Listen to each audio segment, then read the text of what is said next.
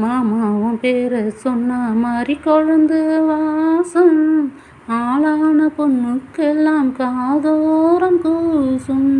மாமாவும் பேரை சொன்ன மாதிரி கொழுந்து வாசம், ஆளான பொண்ணுக்கெல்லாம் காதோரம் கூசும். ஹலோ ஃப்ரெண்ட்ஸ், வாங்க சாப்பிட்லாம்.